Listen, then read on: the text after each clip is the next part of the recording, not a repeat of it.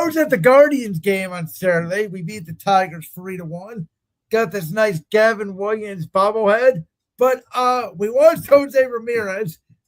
We lost Angel Martinez. And we lost Chase DeWater. And to your point, the Guardians have played something like 73 games in 81 days or something like that. Real scheduling quirks here. Yeah. But what I'm more talking about with this is after their homestand against the Washington Nationals and the Boston Red Sox, in which they went 2-4, losing both games or the first two games against the Nationals and losing the last two games against the Red Sox, they go out on this road trip where they're at the Yankees and then at the Rangers. And following that road trip, they immediately come home and play the Yankees again. And proceed to get swept for the first time this whole year. Yes. And then with this road trip that they're starting tonight, they're at Milwaukee, and then they go down to Houston, and then they play the Chicago White Sox in Chicago, which, by the way, that will be the first time this season the Guardians have played the White Sox. Yeah, and how about probably what will be the first place Chicago White Sox? Yeah, but that doesn't make sense. You play the Yankees, then you're at the Rangers, and you come home and you play the Yankees right away. And then again, this road trip makes no sense. At Milwaukee, down to Houston, and then up to Chicago. Yeah, I know MLB releases their schedule in September before the playoffs even start for some odd reason. Which is stupid. I think this year that they used ChatGPT to generate these schedules because it has made no sense. It really hasn't. To a certain extent, I understand why the MLB releases the schedule before the current one is over, because there's 162 games and everybody is playing each other.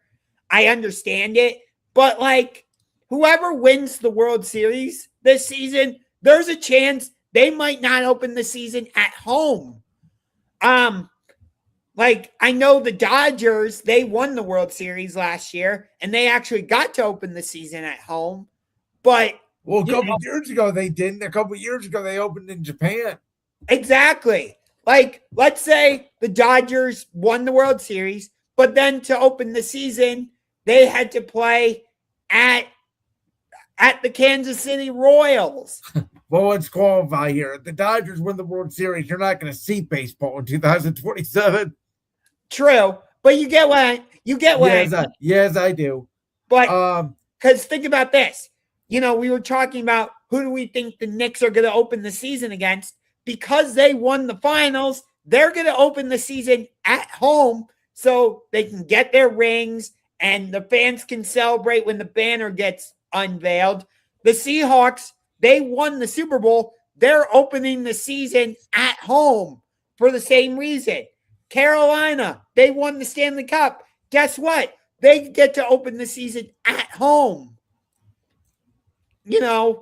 Yeah, baseball's got to really fix this. I don't understand. It's the one thing they're still not getting. Yeah. For my Guardian's sake, because you're more of a Cubs fan, which your Cubs have been going for a rough stretch as well as of late. Yeah. The Brewers are pulling away in the NL Central, so you better be pulling for my team tonight. But yeah. I still am a Guardians fan. Don't worry about that. I was hoping, I know he's really good. I was hoping the Guardians would play Jacob Mizorowski this series. And at one point, I looked on the ESPN app. He was projected to be the starter for the third game. But now he's slated to open the series against the Atlanta Braves down in Atlanta. That might have been because of a rainout day. Because we pushed Gavin Williams back to tonight because he was supposed to pitch Sunday, and then, we didn't have a game Sunday. It didn't look like they had a rain out because the previous series before hosting us, they were hosting the Philadelphia Phillies. Okay, and I did forget that I think Milwaukee's an indoor stadium, right? It's a retractable roof. Okay. Yeah, I mean, I'm just hoping we survive here without Jose. He's going to be out to the middle of August. Can this team stay in it in a weak AL Central? Probably. I don't think Minnesota's going to do anything. Detroit. No, it'll be interesting to see what Detroit does at the deadline. Do they move on from Scooble and some of their other players? Kansas City's kind of down a bit this year. I think the American League may still only have 4 teams with a winning record. Yeah. It's weird. Baseball is in a weird spot right now. You know, we were talking about how, like, with the NBA, all the power is in the Western Conference.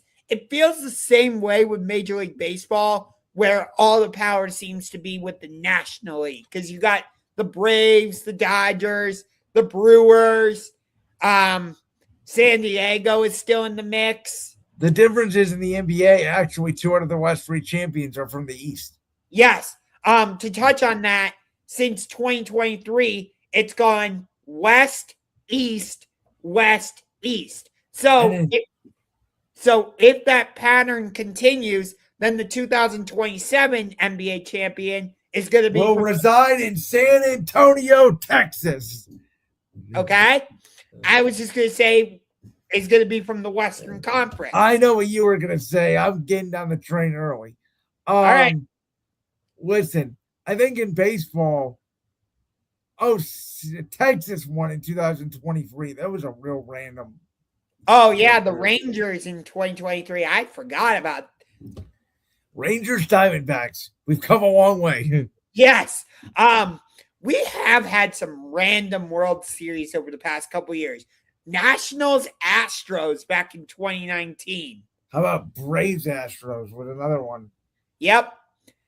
Do you know that the Astros, and yes, I'm actually willing to call them the Astros, they played 3 of the 5 teams in the National League East in the World Series. They're Phillies, Braves, Nationals. And Nationals, yeah. Yep. They're 1-2 in those World Series.